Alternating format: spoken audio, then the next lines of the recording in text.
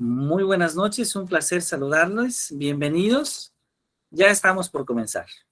Pedimos solamente 1 o 2 minutos más y comenzamos.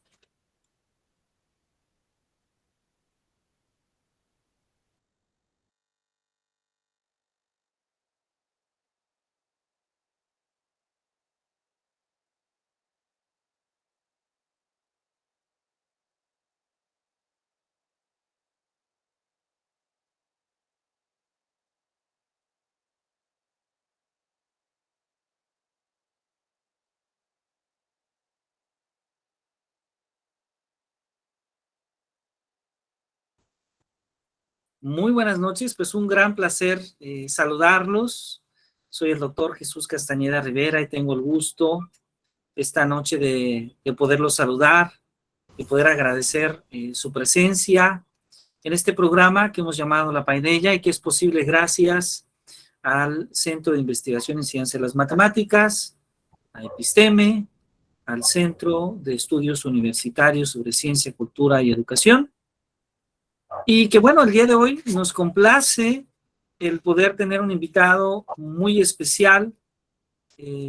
Agradecemos ampliamente al doctor Ernesto Rodríguez Moncada, que nos acompañe desde la ciudad de Morelia. Quisiera platicarles un poco más justamente sobre el doctor Ernesto, que realizó estudios de licenciatura en Pedagogía en la Escuela Nacional de Estudios Profesionales Acatlán de la Universidad Nacional Autónoma de México, la UNAM. Ha realizado estudios de maestría en educación por la Universidad Autónoma de Querétaro y la UNAM, y también estudios de doctorado en educación en la línea de la hermenéutica y la educación multicultural por la Universidad Pedagógica Nacional. Con 40 años de experiencia como docente en universidades, tanto públicas como privadas, entre ellas la Universidad Nacional Autónoma de México, la Universidad Michoacana de San Nicolás de Hidalgo, la Universidad Iberoamericana de la Ciudad de México, la Universidad de las Américas, también de esta misma ciudad, la Ciudad de México, el Instituto de Estudios Superiores de Monterrey, Campus Querétaro, y la Universidad Latina de América, donde fue vicerrector académico de esta institución del año 2012 al 2018. Pues es un gran placer esta noche tener la oportunidad de escuchar justamente al doctor Ernesto Rodríguez Moncada, que además en esta entrevista vamos a dialogar de algo muy reciente, de su obra más reciente, que es este texto que tengo el gusto de tener justamente conmigo, que es Necesidades y Posibilidades de Educación en Complejidad, una mirada prismática, un texto que escribió en coautoría con Carlos Calvo Muñoz, con Carlos Eduardo Maldonado y con Juan Martín López Calva, un texto que es impreso por la Universidad del Bosque, por la Universidad Popular Autónoma del Estado de Puebla, por la editorial de la Universidad de La Serena y por la Universidad Latina de América, comprendido en una colección de materiales sobre complejidad y salud, el volumen 9 justamente de esta colección. Pues doctor Ernesto, muchas gracias por acompañarnos. En primera instancia, muchas gracias por aceptar esta entrevista. Esta entrevista que bueno, nos va a platicar un poco de su propio proceso formativo, si es tan amable, nos va a platicar un poco también de su libro y particularmente poniendo énfasis en un capítulo que usted escribe, planteamiento teórico-metodológico sobre trayectorias de formación, una propuesta desde la complejidad. Pues, doctor Ernesto, muchas gracias, un gusto saludarle. ¿Por qué escribir este texto? ¿De dónde surge la idea de escribir necesidades y posibilidades de la educación en complejidad. Buenas noches, Jesús. Muchas gracias por este espacio. Buenas noches a todos y todas. Les agradezco su acompañamiento en esta charla. El libro surge de un evento que se llevó a cabo en la Universidad Iberoamericana, en el ITESO, en Guadalajara, el Instituto Tecnológico de Estudios Superiores de Guadalajara, el ITESO, en el 2018, si mal no recuerdo, en donde Edgar Morán ya no pudo estar presencialmente, pero estuvo virtualmente compartiendo con toda una serie de pensadores sobre la complejidad. El evento fue organizado por el doctor Enrique Luengo, quien ha trabajado con Edgar Morán durante muchos años, y yo tuve la oportunidad de tomar un seminario con Edgar Morán en la Ibero, en México, hace ya algunos ayeres, y acudir a este otro evento en el ITESO. Ahí la cuestión fundamental era la discusión sobre las distintas posturas sobre la complejidad y el planteamiento de Edgar Morán, y un debate en relación a todas estas posturas. Es muy conocido que Edgar Morán es el que ha difundido, ¿no?, la perspectiva de la complejidad, pero hay muchos otros autores detrás que comparten más o menos su postura, otros están totalmente en oposición al planteamiento de Edgar Morán, pero que en diálogo académico serio y profundo, pues participan en este tipo de actividades. En esa ocasión el evento fue muy interesante, hubo diversos planteamientos, insisto, algunos que iban en oposición a los planteamientos de Edgar Morán, otros a favor, en fin.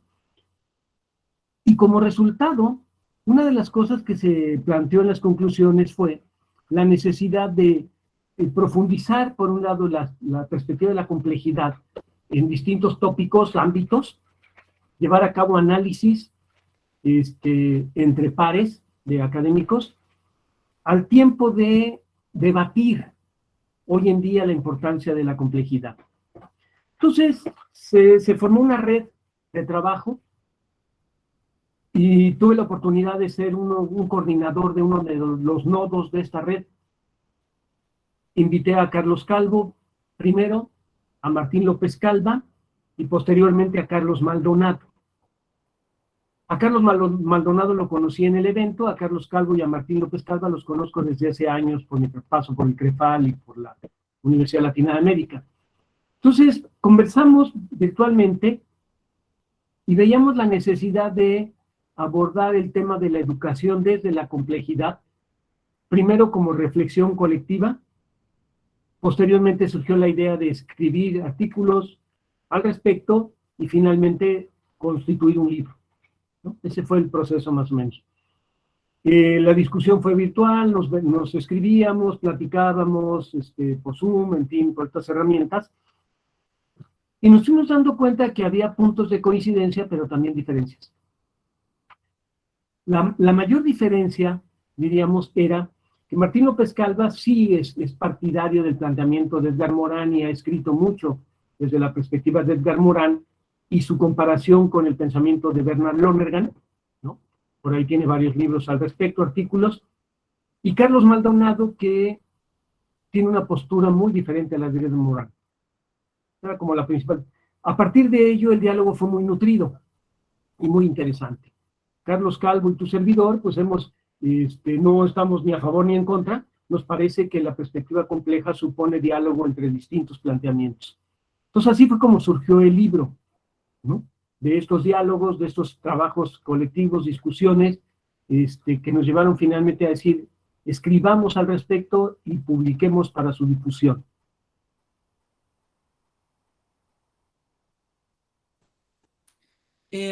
Muchas gracias, doctor. En su obra aparecen dos conceptos de manera constante.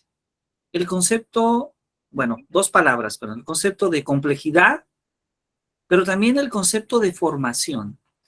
¿Qué entiende usted por complejidad? ¿Qué entiende por formación?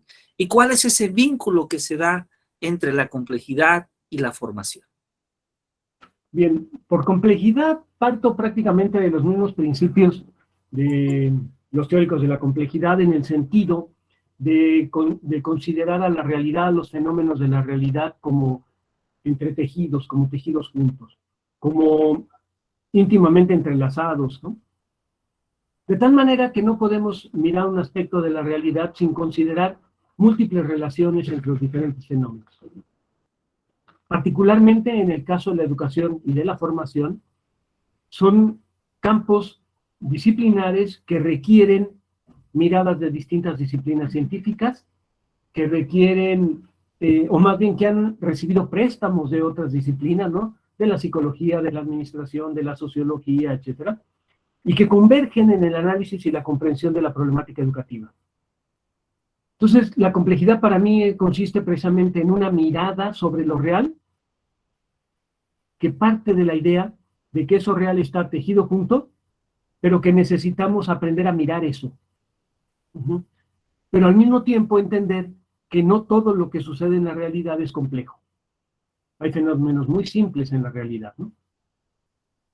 En cuanto a la deformación, yo he venido trabajando a lo largo de varios años, tanto la complejidad como la formación, pero en el caso particular de la formación, prácticamente desde que los mismos años que tengo de docente, los he dedicado a la formación de maestros. ¿Sí? Tengo más de 40 años dando cursos a maestros, diplomados, conferencias, etc. Eso me llevó a pensar, o me ha llevado a pensar, en qué consiste precisamente eso que llamamos formación, y diferenciarla de la capacitación. De la capacitación como este proceso que brinda herramientas más bien prácticas para poder ejercer alguna actividad, ¿no?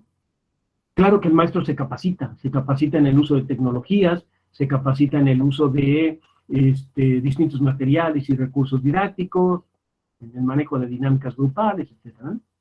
Pero la formación va más allá. La formación supone un proceso en el cual la persona, más que conocer lo real, es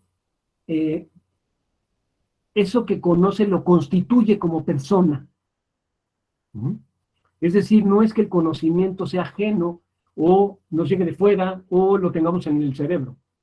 La formación supone que lo que yo aprendo, los saberes y conocimientos que a lo largo de la vida aprendo, me van dando forma como ser humano, como profesor, como padre, como formador, porque pasan a formar parte de mí. Formarse es darse forma. Nietzsche escribe el Exe Homo y el subtítulo es Atrévete a ser el que eres. Ese lema, diríamos, a mí me llamó mucho la atención desde hace años, porque dije, ¿qué significa atrévete a ser el que eres? Pues bien, todos somos alguien en la vida, pero generalmente no nos atrevemos a hacer eso que somos. No lo reconocemos, no somos conscientes de ello, nos da miedo, nos avergüenza hacer eso que somos, ¿no? Y entonces dije, bueno, si la formación es darnos forma, la formación entonces supone atreverse a ser algo que eres y que a lo mejor ya no quieres seguir siendo, llegar a ser algo que no eres, pero que quisieras llegar a ser. Toda formación implica este proceso. En ese sentido, implica el trabajo de un sujeto de voluntad que por propia iniciativa, por conciencia, dice, voy a empezar a caminar, voy a empezar a hacer cosas, voy a empezar a leer, a estudiar, etcétera, para darme forma, para ser alguien, para ser otro, para ser más persona, más X o Z, ¿no? Toda formación no solo implica tener conocimientos, sino es asumir una postura de vida ante el mundo.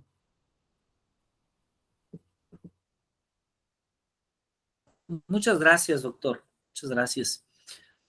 En muchas ocasiones, cuando escuchamos la idea de pensamiento complejo o la idea de complejidad, surgen, bueno, una gran variedad de autores, pero muy posiblemente hay dos autores que están muy asociados a este término. Por una parte, a quien ya usted ha citado, Edgar Morin, Pero por otro lado, también a Bernard Lonergan. ¿Cuál es la visión de complejidad o de pensamiento complejo de cada uno? ¿Qué aspectos podrían diferenciar el pensamiento de uno y otro, doctor? Desde mi perspectiva, tendríamos que reconocer que hay autores que se reconocen a sí mismos como parte de una corriente de pensamiento, en el caso de la complejidad, ¿no? Edgar Morin. Edgar Morin, desde que inició sus trabajos, se reconoció como parte de esa concepción de la complejidad. Pero hay autores que a sí mismos no se conciben como pertenecientes a una tendencia, a una corriente. Eso me parece que sucede con Bernard Lonergan. Por lo menos hasta donde conozco, él nunca asume la idea de manejarse en el campo de la complejidad. Sin embargo, por los planteamientos que hace, los que le estudiamos, le leemos, lo podemos considerar como un autor que tiene una mirada compleja sobre el mundo. Particularmente en su libro Insight, que es un libro bastante denso, profundo, acerca del cómo conocemos, pero que nos muestra las distintas facetas, eso que llamaba el tejido junto, de lo que implica conocer. El libro constituye prácticamente, por establecer una similitud, prácticamente es una Biblia, es decir, tiene el grueso de una Biblia, ¿no? Son más de 1500 páginas del libro, ¿no? Entonces, cuando yo tuve conocimiento del libro y dije, bueno, ¿el proceso del conocer requiere tantas páginas para ser explicado? Cuando uno se adentra en el texto, se da uno cuenta que sí, que conocer parece algo simple, pero en realidad es una de las cosas más complejas. Esa complejidad también nos lo ha demostrado ya las neurociencias, algunas corrientes de la psicología, algunas vertientes del psicoanálisis. Pero el planteamiento de Bernard Lonergan es complejo, aunque él en sí mismo, insisto, me parece a mí, nunca lo he leído en él que se considere a sí mismo de la complejidad. Pero su perspectiva, su mirada del mundo es compleja. Edgar Morin, por el contrario, desde hace rato difundió la idea de la complejidad de manera generosa, diría yo, no solo en su obra de 6 tomos, El método, ¿no? El conocer del conocer, la naturaleza de la naturaleza, ética, las ideas, etcétera, sino a lo largo de sus distintas obras y conferencias y demás, porque él estaba ya muy convencido desde la década de los 50, 60, que el mundo estaba necesitando una mirada diferente para trabajar científicamente. Carlos Maldonado, en el libro que estamos hoy comentando un poco, menciona precisamente cómo en la década de los 60 surgen distintas tendencias que van constituyendo campos de conocimiento ya desde una perspectiva compleja, como son las ciencias de la salud, las ciencias de la tierra, las teorías de sistemas, la sustentabilidad, ¿no? Todo el planteamiento de la sustentabilidad, las ciencias ecológicas, las ciencias del universo, ¿no? Como campos. Bueno, Edgar Morin lo que va a hacer es analizar y reflexionar sobre los planteamientos que ya venían desde la física cuántica, la astronomía, para difundir y decir, señores, la complejidad es esto, y dar a conocerlo a un público muy amplio, ¿no? En ese sentido, diríamos, es un divulgador de la ciencia desde la perspectiva de la complejidad. Martín López Calva lo que ha hecho a lo largo de su vida en los últimos años es hacer estudios comparativos entre los planteamientos de Lonergan y los de Morin, y ahí es donde uno ve la mirada compleja de Lonergan, porque hay múltiples coincidencias entre lo que Lonergan va planteando y lo que Edgar Morin también va planteando, tanto en las cuestiones de la ciencia, como en las cuestiones éticas, como en las cuestiones sociales. El otro libro de Bernard Lonergan donde uno puede ver esta mirada es el de Arte y Educación. No, perdón, Filosofía de la Educación. Filosofía de la Educación, que también publicó la Universidad Iberoamericana, porque ahí discute o reflexiona sobre la educación desde la cuestión de las matemáticas, del arte, cuestiones psicológicas, cuestiones sociales, tendencias, ¿no? Entonces, uno se da cuenta que él percibe la complejidad de la educación y por eso requiere acercarse a ella desde los distintos tópicos o perspectivas que posibilitan comprender esa educación. Muchísimas gracias, doctor. Cuando pensamos en pensamiento complejo o en complejidad, ¿a qué nos referimos? ¿A una teoría? ¿A una epistemología? ¿A una metodología? ¿Cómo podemos englobar? ¿Cuál sería la forma más adecuada de referirnos al pensamiento complejo?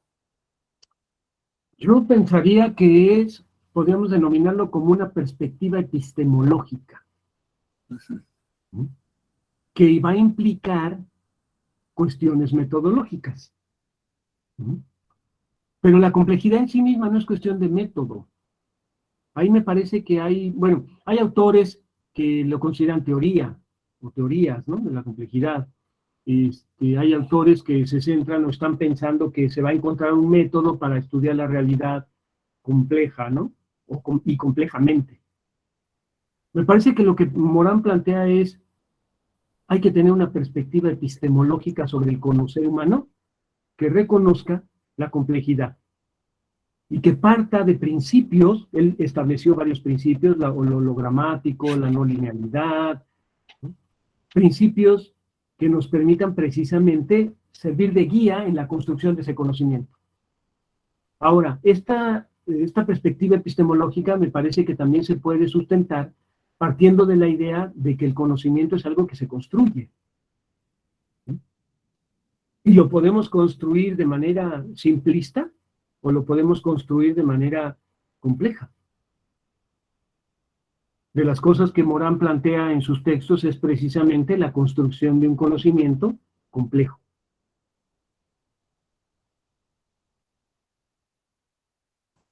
Muchas Ahora, gracias. como referencia, yo también podría decirles para que pudieran ahondar, si gustan, en esto que comentamos, en dos libros particularmente, el de Rolando García, que se llama precisamente Ciencias de la Complejidad, tiene un subtítulo muy largo, nada más digo Ciencias de la Complejidad, de editorial Gedisa, y el otro libro que hace también en 2018, con motivo del evento que comentaba del ITESO, publicó Enrique Luengo, que es Las distintas vertientes de la complejidad, editado por el ITESO. Ahí viene toda esta discusión entre lo metodológico, lo epistemológico, lo teórico, de las distintas posturas, ¿no? Muchas gracias, doctor.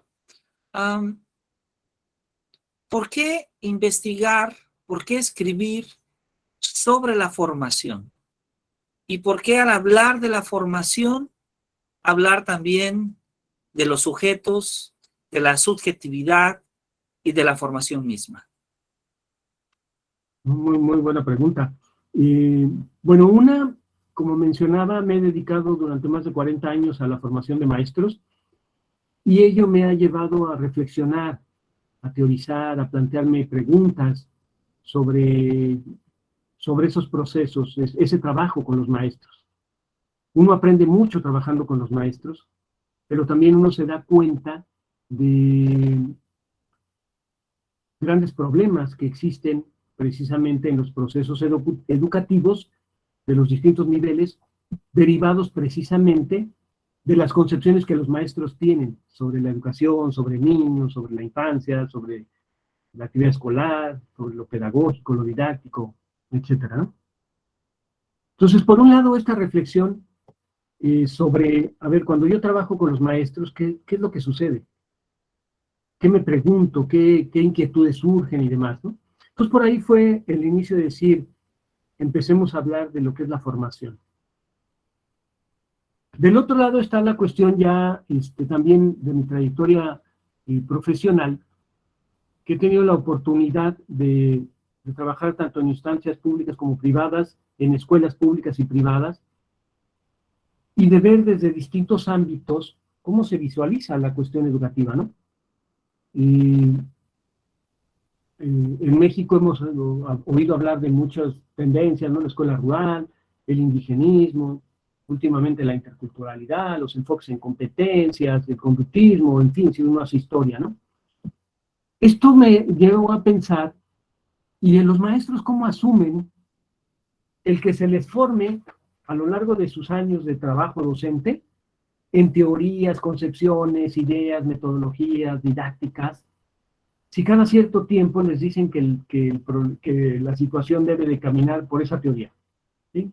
Es decir, por ejemplo, yo cuando inicié a ser maestro, docente, el conductismo era la teoría en boga. Entonces nos daban cursos de educación por objetivos, de enseñanza, microenseñanza, conducta, psicología conductista, ¿no? Pero después pasamos empezamos con Piaget, después ya cognitivismo, constructivismo, competencias, o enfoque basado en competencias. Yo en lo personal he vivido todos esos cursos. Y claro que me voy formando una idea de lo que eso puede implicar. Pero si lo pienso como maestro, digo, bueno, ¿qué piensan los maestros cuando han visto que a lo largo de todos sus años de servicio les están constantemente llevando teorías y teorías y teorías y teorías para tratar de funcionar mejor como docentes, ¿no? Explicar la educación y tratar de funcionar mejor? Eso también me llevó a la idea de la formación, decir, bueno, ¿el maestro necesita conocer esas teorías? ¿Qué concepciones se le forman a partir de que ha oído muchas teorías? Que ha escuchado diferentes enfoques, ¿no? Y entonces me llevó a preguntarme precisamente qué de todo lo que de los cursos que los maestros reciben es lo que realmente se les queda como parte de su vida profesional y personal. Y entonces, ¿qué de ello les ha dado forma? Volviendo al concepto de formación, ¿no? Entonces, como la formación implica precisamente darse forma, analizar el proceso formativo de los docentes es, ¿y qué es lo que a los docentes hoy en día les da forma? ¿Qué concepciones tienen acerca de la educación? ¿Cómo trabajan con los niños? ¿Qué cosas asumen como válidas, verdaderas o ciertas de todas las teorías que oyen? ¿Hacen mezcolanzas? ¿No? ¿Caen en el eclecticismo? ¿O simplemente van a los cursos, escuchan y luego regresan a sus aulas y hacen otras cosas, ¿no? Que no tienen nada que ver con las teorías? Todo eso es lo que me ha inquietado en estos años y por eso es que empecé a trabajar y escribir sobre formación. Otro autor que a mí me parece muy interesante es Jorge La Rosa, que ha escrito mucho sobre formación ligado al concepto de experiencia, que ha seguido a Nietzsche en varias de las ideas, pero también ha tenido planteamientos muy interesantes acerca de lo que la lectura nos forma o sirve para formarnos, de lo que la experiencia es como pilar para nuestra propia formación personal, ¿no? Como dicen, nadie experimenta en cabeza ajena. La experiencia es algo totalmente personal. Cada maestro se forma también por las experiencias que ha tenido a lo largo de su vida, ¿no? Claro, claro. Doctor, en la actualidad hay dos perspectivas que la nueva escuela mexicana y que de hecho ya otros modelos educativos ponen ciertos énfasis. Por una parte, aparece la educación inclusiva, pero también la educación intercultural.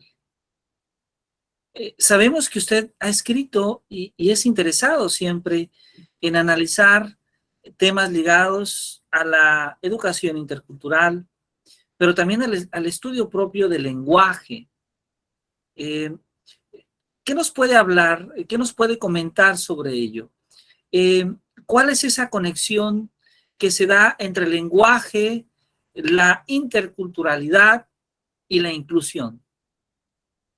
Bien, yo fui adentrándome en el tema de la interculturalidad a partir de mi tesis doctoral, que fue las relaciones de lectura, escritura y oralidad en la construcción simbólica de la identidad, ¿no? Es decir, a mí me interesaba conocer cómo es que las culturas orales o de tradición oral se apropian los discursos de la cultura escrita. ¿Cómo los hacen suyos? ¿Qué dificultades les genera? Eso evidentemente me abrió varios caminos. Uno, propiamente el del lenguaje, ¿no? ¿Qué es el lenguaje? ¿Para qué nos sirve? ¿No? Desde la perspectiva sociolingüística, desde la lingüística cultural, desde la psicolingüística, ¿no? En fin, desde distintos campos, que me hicieron ver lo complejo precisamente del tema, ¿no? Pero por otro lado, la cuestión de las tradiciones orales, que en México es muy fuerte, no solo por los indígenas, sino la población mestiza en general en México y América Latina es muy oral, al igual que en África y Asia, ¿no? La oralidad es todo un mundo, todo un universo cultural. A partir de eso, y de las complejas relaciones que se establecen entre cultura oral y cultura escrita, es que arribé a la cuestión de la interculturalidad. Es decir, cómo es que culturas de tradición oral y culturas de tradición escrita pueden llegar a establecer lazos de diálogo cultural si han conformado universos mentales diferentes.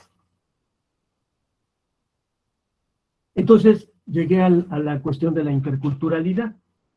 Esa interculturalidad me llevó por un lado a la cuestión del mestizaje y a la cuestión del barroco. No voy a abordar en ello porque sería ya más complicado meterme en ello, ¿no? ¿Por qué el mestizaje? Porque los españoles llegaron y trajeron otra lengua, el español, y diversas variantes del español y otras lenguas trajeron el catalán, etcétera, porque España, recordemos, era una diversidad cultural también. Trajeron la cultura musulmana, porque fueron conquistados por los musulmanes, etcétera. Muchas palabras de origen musulmán, como ojalá, por ejemplo, ¿no? Por citar solo una, llegaron a un mundo de un universo lingüístico muy variado como era Mesoamérica. Era el náhuatl, pero era el maya, era el zapoteco, era el mixteco, era el tarasco, ¿no? O sea, múltiples lenguas. ¿Qué sucede ahí?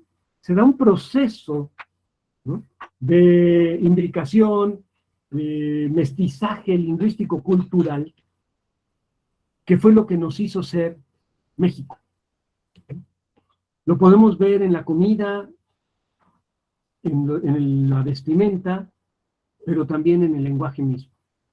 O sea, en el español mexicano hay palabras derivadas del náhuatl, palabras del español de España, palabras de origen musulmán o árabe, palabras que vienen de la cultura judía, ¿no?, algunos neologismos, en fin, es decir, es una complejidad ahí, ¿no? Entonces, cuando uno piensa esto y sabe que hoy estamos discutiendo la interculturalidad, no puede dejar de lado la reflexión sobre esa construcción histórica de México para tratar de pensarnos interculturalmente y reconocer y respetar la diversidad, que no solo es intercultural, ¿no? Diversidad de género, diversidades de muchos tipos, religiosa, política, por ahí, ¿no? Pero esas partes son las que me hicieron ir interrelacionando los conceptos. Ahora bien, si sigo con la lógica de la formación docente, nosotros sabemos que desde hace algunos años a los docentes ya no solo se les dan cursos de psicología del aprendizaje o psicología cognitiva o didáctica o evaluación. Hoy se les dan cursos sobre habilidades socioemocionales, sobre emociones, sobre neurociencias, sobre interculturalidad, sobre diversidad, sobre derechos humanos, ¿no? Es decir, los maestros están recibiendo un cúmulo de tópicos, de contenidos de diversos campos disciplinares para que los pueda aplicar en la escuela. Y esto no es sencillo. Me parece que uno de los grandes temas de la formación docente hoy en día es precisamente cómo amalgamar en una concepción de la educación toda esa variedad de conceptos, intercultural, diversidad, de derechos humanos, etcétera, para tratar de hacer ver al docente lo que implica la educación hoy en día.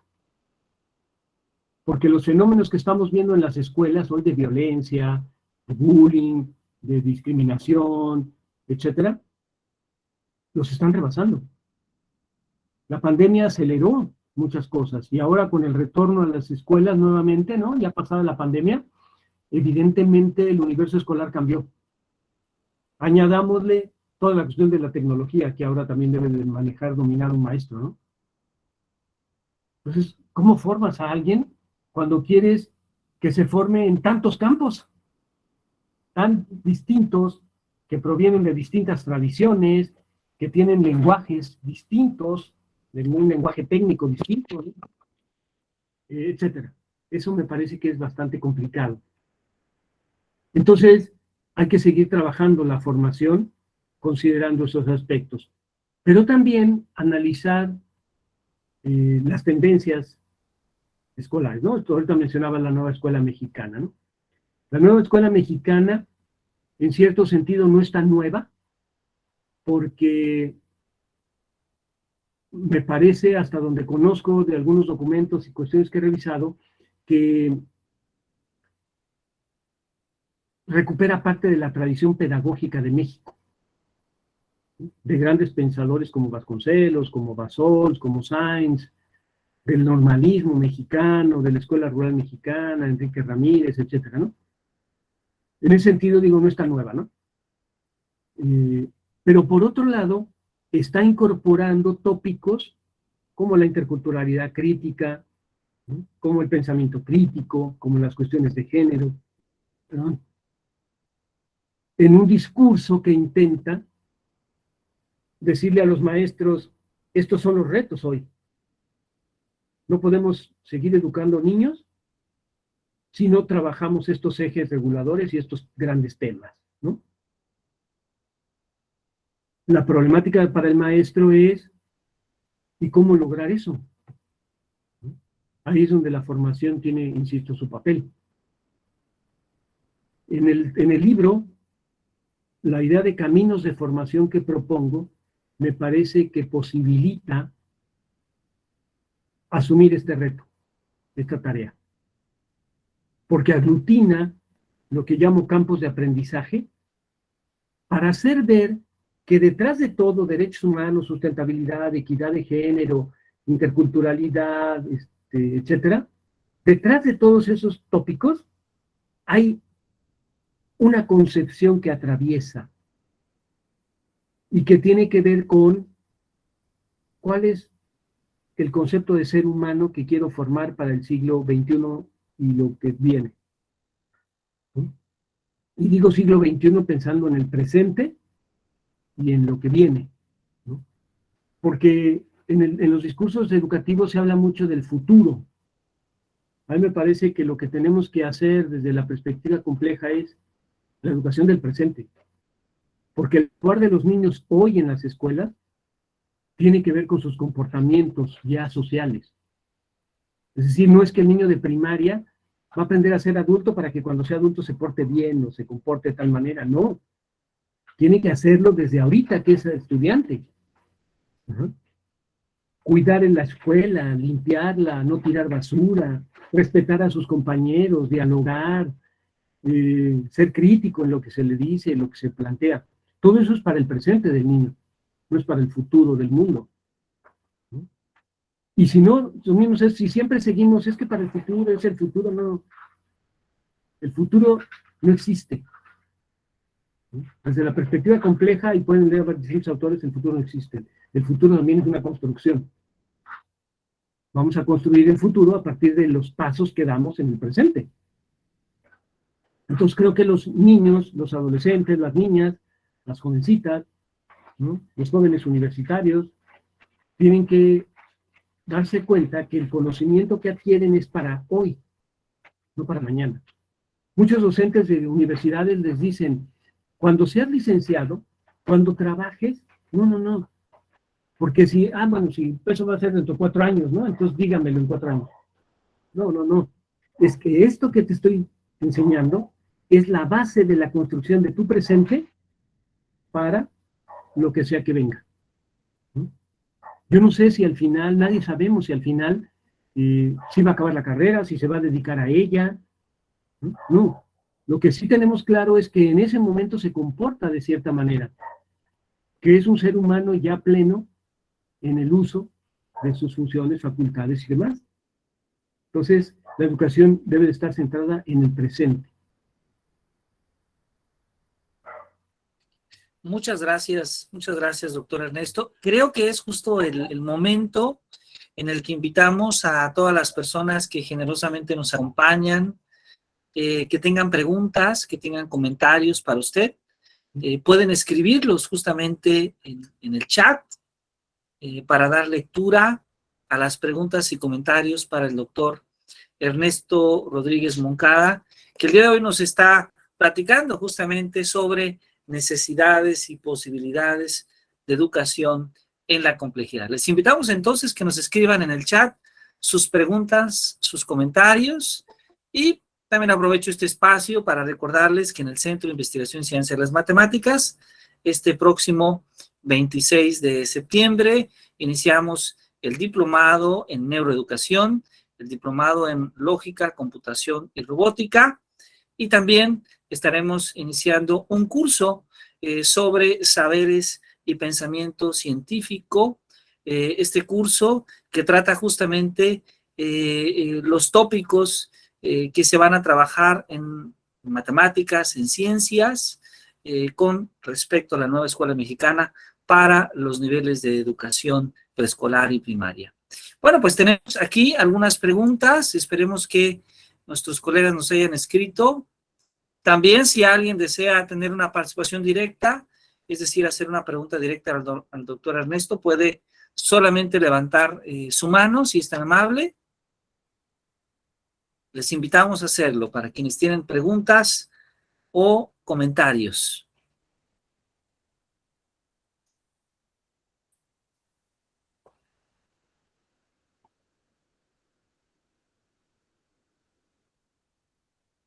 Bueno, en lo que nuestros demás colegas nos escriben.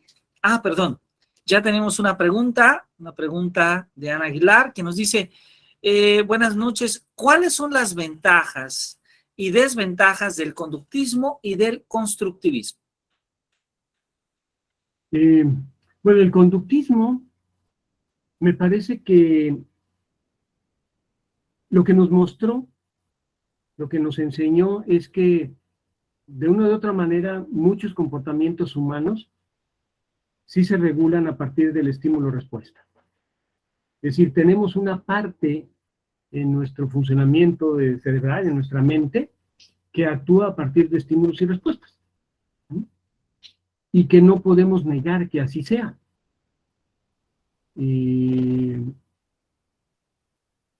La gran desventaja me parece que es querer pensar que todo el ser humano funciona de esa manera.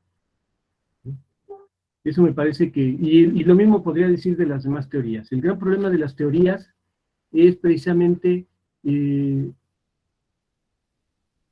paradójicamente es lo que las caracteriza, la generalización. Es decir, sabemos que para que una teoría sea teoría, necesita generalizarse.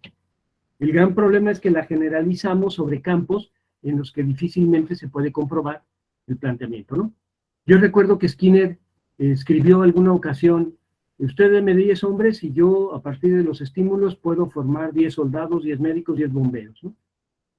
O sea, me parece que por un lado a lo mejor podría hacerlo, pero me parece que en general exageraba, ¿no?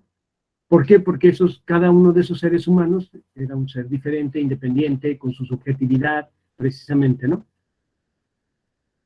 Ahora, el constructivismo, habría que distinguir entre el constructivismo en términos psicológicos, por un lado, y epistemológicos, por otro, del constructivismo que arribó a las escuelas. ¿Qué quiero decir? César Cole escribe un libro sobre el constructivismo en donde él plantea que el constructivismo escolar, ¿no?, se nutre de distintas teorías psicológicas del aprendizaje. De tal manera que si lo que quiero es que los alumnos construyan algún conocimiento en la escuela, puedo hacer uso del cognitivismo, incluso del conductismo, de la teoría de sistemas, en fin, para tratar de lograrlo en la escuela. Pero entonces ahí tenemos un constructivismo que está pensado con una, por decirlo así, una finalidad muy práctica de servirle al maestro para resolver problemas escolares. Pero en términos teóricos, el constructivismo se mueve bajo la lógica de la psicología, ¿no? En esta idea de estructuras cognitivas, como se le ha llamado, ¿no? Y que se nutre fundamentalmente de la perspectiva piagetana y de la perspectiva vygotsky, en términos de la idea de ayer de la actividad y de los procesos de asimilación, acomodación, búsqueda del equilibrio, y de la idea vygotsky de estos grandes esquemas que posibilitan construir estructuras, ¿no? Y que en un momento determinado posibilitan pensar que la mente humana genera esquemas, estructuras que le permiten conocer. Entonces, las ventajas de ello es reconocer el papel activo del sujeto. 2, reconocer que el conocimiento no está dado de una vez por todas, ¿no? Sino que es también un proceso. 3, que una vez que un conocimiento se ha construido, prácticamente queda anclado en la mente, ¿no? Es como esta idea que nos decían siempre desde hace muchos años, que cuando algo bien se aprende nunca se olvida. Así es en efecto, porque el esquema que se construye a partir del conocimiento logrado es un esquema que ya está anclado neuronalmente en el cerebro, por decirlo así, ¿no? Y entonces, pues, quitar eso es muy difícil. Las desventajas, como hace rato decía también del conductismo, es creer que a partir de eso podemos explicar todo lo que sucede en la mente humana. No, hay que reconocer que cada planteamiento teórico tiene campos específicos de aplicación. ¿Sí? La mente humana no solo construye conocimientos, también imagina, fantasea, tiene pesadillas, existe el inconsciente. Eso podría decir. Muchas gracias, doctor. Tenemos una última pregunta para usted. Nos dice Alejandra Sosa, desde la perspectiva de la complejidad, ¿tiene sentido la educación actual por materias específicas? Parecería difícil que un solo docente, con su particular forma de percibir el mundo, pueda formar estudiantes con visión de un mundo complejo. ¿Cómo podemos formarnos como docentes para este mundo complejo? Bien, recuerdo que Edgar Morin decía que asumir la perspectiva compleja no quiere decir saber de todo. Nadie puede saber de todo. Decía él, no se trata de saber de todo, sino de aprender a conocer de manera diferente. Por eso es una perspectiva, una postura. Yo puedo pensar acumulativamente, que es la escuela convencional, ¿no? La escuela derivada del positivismo, del enciclopedismo, de acumular contenidos en las materias, o puedo pensar a trabajar sobre problemas o sobre fenómenos para los cuales requiero ciertos conceptos, ciertas nociones que me van a permitir trabajarlo, abordarlo, analizarlo, reflexionarlo. ¿Me explico? Pero también supone romper el esquema de que solo pensamos analíticamente.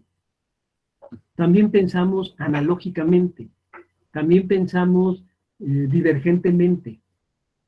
También usamos la imaginación y la fantasía. ¿Sí? El problema de la visión muy estrecha de la ciencia es que se centra en el análisis y la síntesis. El análisis es descomponer, ¿no? En todo en partes y luego la síntesis tratar de volverlo a agrupar. Lo que Edgar Morin diría es no se trata de separar las partes, sino más bien se trata de mirarlas en su conjunción, porque es el tejido junto. El problema es qué hilo jalo en ese tejido para tratar de ir viendo esas partes de la realidad. Pero insisto, eso no supone que sepa de filosofía, de historia, de geografía, etcétera, sino que tenga una mirada diferente del problema que me permita o me posibilite darme cuenta que necesito ciertos conceptos que vienen de la geografía o de la historia o de la sociología. En el planteamiento del libro, y esto va a sonar como comercial, precisamente en el capítulo de la formación que escribo, desarrollo este planteamiento de formación por caminos de formación. Es más, yo podría decir incluso, en la literatura, cuando uno lee literatura, novelas, cuentos, poemas, etc., uno va adquiriendo una perspectiva compleja, porque la literatura nos enseña otra forma de mirar lo real. Hay autores específicamente que yo diría tienen un sentido de la complejidad muy profundo, como Jorge Luis Borges. Si uno lee a Borges, se va a dar cuenta de la complejidad del mundo, por cómo lo que narra Borges, ¿no? Pero también García Márquez, o sea, si uno mira a García Márquez y todo lo que relata de Macondo y cómo la vida regresa y circula y los aurelianos y todas las relaciones familiares y demás, uno dice, la realidad es compleja, ¿no?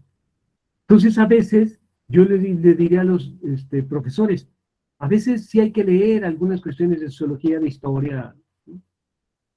Pero también hay que leer mucha literatura, porque me parece que es la literatura la que nos puede abrir las posibilidades para mirar la realidad en su complejidad. Y no solo, aquí sí, no solo, volviendo a un planteamiento que también hago en el libro de los lenguajes, no solo es el lenguaje escrito y oral, el lenguaje plástico, el lenguaje visual.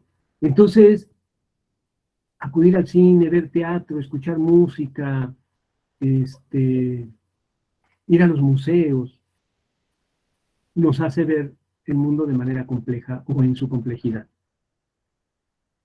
Muchísimas gracias, doctor Ernesto.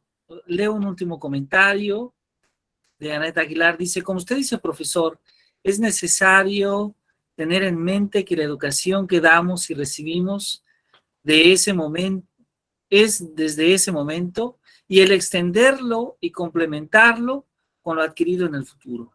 De lo contrario, se dará pie al conformismo, a la visión lejana que al final, con poca probabilidad, se ha de cumplir. Pues muchísimas gracias, maestra Anet, le agradecemos mucho su comentario y agradecemos mucho a usted, doctor Ernesto, muchas gracias por acompañarnos, por podernos platicar un poco de su nuevo libro. Invitamos a todas y a todos ustedes, necesidades y posibilidades de educación en complejidad para que puedan adquirirlo. Muchísimas gracias, muchas gracias, doctor Ernesto Rodríguez. Ha sido un gran placer que nos acompañe esta noche. Y bueno, agradecemos a todas y a todos ustedes también que nos han acompañado. Les invitamos a que nos reunamos el próximo miércoles, porque el próximo miércoles vamos a estar hablando de otro libro, ahora del doctor Raimundo Morado Estrada, del Instituto de Investigaciones Filosóficas de la UNAM. Doctor Ernesto, un último comentario antes de cerrar esta transmisión. Pues nada, les agradezco a todos y todas su asistencia a este evento. Gracias a ti también, Jesús. Espero puedan comprar el libro, se vende virtualmente. Yo diría que hay que atreverse a incursionar en nuevas posibilidades, en nuevas perspectivas, para, si queremos realmente mejorar el mundo a través de la educación, necesitamos romper muchos esquemas desde los cuales nos hemos formado. Y eso implica atreverse a ser otro, diríamos, ¿no? Pues muchísimas gracias por esta última reflexión, doctor Ernesto. Pues bueno, les invitamos a adquirir el libro y les invitamos a que en 8 días nos volvamos a reunir para seguir hablando de educación, de libros, de ciencia, de cultura. Muchísimas gracias, muy buena noche y que tengan todos un excelente descanso. Muchas gracias, doctor Ernesto Rodríguez Moncada. Gracias a ustedes, buenas noches, gracias Jesús. Buenas noches a todos. Muchísimas gracias. Muy buena noche, gracias, que tengan un muy buen descanso. Muchas gracias.